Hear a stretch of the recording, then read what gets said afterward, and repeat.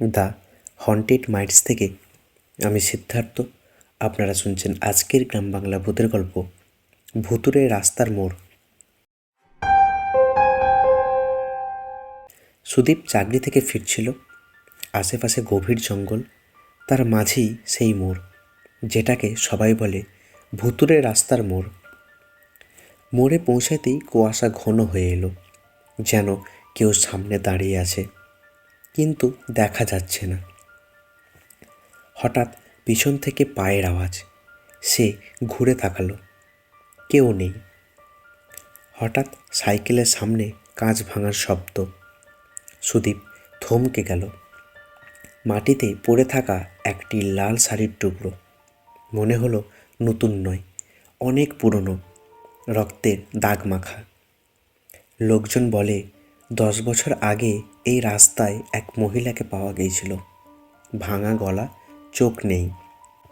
আজকের অভিজ্ঞতা ঝেড়ে ফেলতে চাইল, কিন্তু মনে হলো কেউ যেন তাকে অনুসরণ করছে। ঘুমাতেই সেই লাল শাড়ি পরা মহিলার মুখ, চোখ নেই, শুধু ফাঁকা গর্ত। অফিসের চাওয়ালা বলল, সেই মোড়, ওদিকে কেউ রাতে যায় না বাবু। এক সহকর্মী তিশা জানালো, মোড়ে নাকি সত্যিই একজন দাঁড়ায় রাতে, তাকে দেখা যায় শুধু কুয়াশা হলে। সুদীপ স্থির করল আজ রাতেই যাবে, সত্যটা দেখবে। সাইকেল নিয়ে বেরোলো। রাস্তাটা এভাবে নীরব আর কখনো লাগেনি। মোড়ে পৌঁছাতেই হিমশীতল বাতাস, শরীর জমে যাওয়ার মতো। কুয়াশার মধ্যে এক ছায়ামূর্তি ধীরে ধীরে এগিয়ে আসছে। লাল শাড়ি, ফাঁকা চোখের গর্ত, মুখ নেই, ঠিক গল্পের মতোই। সে কাছে আসতেই তার মাথায় আরও ভাঙা গলার শব্দ, আমাকে বাঁচাও। নারী ইশারা করল পাশের বনের দিকে। সুদীপ গেল। অনেক গভীর পুরনো কাঁচা ঘর, মাটির গন্ধ অদ্ভুত। সুদীপ কোদাল দিয়ে খুঁড়তে লাগলো।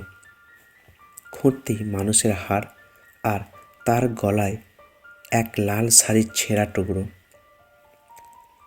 বোঝা গেল 10 বছর আগে সেই মহিলাকে হত্যা করে মাটির নিচে ফেলে রাখা হয়েছিল। পেছনে দাঁড়িয়ে সেই ছায়ানারী কান্নার শব্দ, আমার দোষ কোথায় ছিল বলো। এই মোড় দিয়ে যেই যায় সে মহিলার মৃতদেহ তাকে ডাকতে থাকে সত্য বের করার জন্য।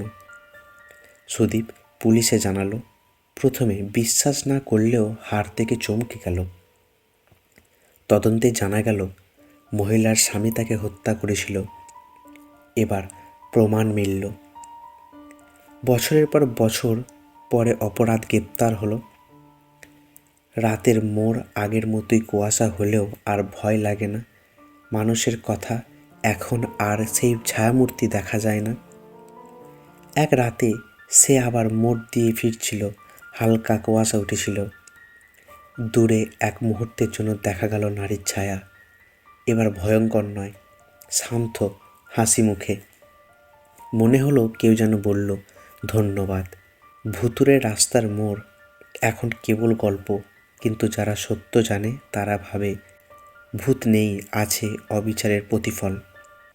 গল্পটি কেমন লাগলো অবশ্যই কমেন্ট করবেন। গল্পটি ভালো লাগলে একটা লাইক করবেন।